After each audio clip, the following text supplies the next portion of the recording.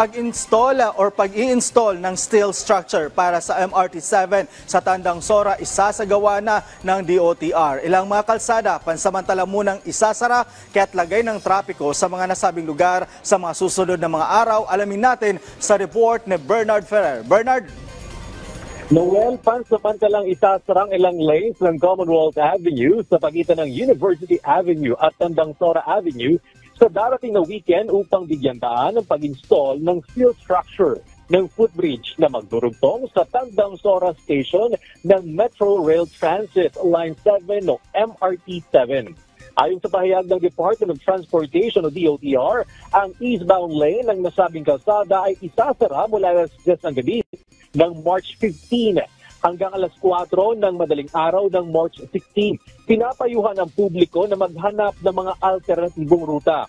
Humihingi ng pag-unawa at kooperasyon ng DOTR sa pansamantalang abala sa mga motorista habang nagsusumikap ang pamahalaan na magbigay ng mas maayos at maginhawang public transportation.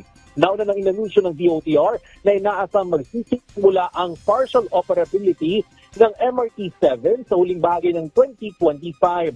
Ang MRT-7 ay may habang 22 kilometro at may 14 na stasyon kabilang ang Quezon North Avenue Joint Station, Quezon Memorial Circle, University Avenue, Tandang Sora, San Antonio, Batasan, Manggahan, Doña Carmen, Regalado, Mindanao Avenue, Quirino, Sacred Heart, Tala at San Jose del Monte. Kapag ganap ng operational, inaasahang mapapaikli ng MRT-7 ang biyahe mula Quezon City hanggang San Jose del Monte, Bulacan sa loob lamang ng 35 minuto.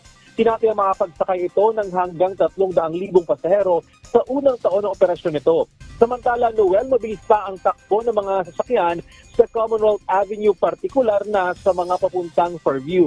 Gayun naman, nakararanas na ng pagbagal ang daloy ng mga sasakyan sa kabilang lane, lalo na mga papunta ng elliptical road. Balik sa Noel.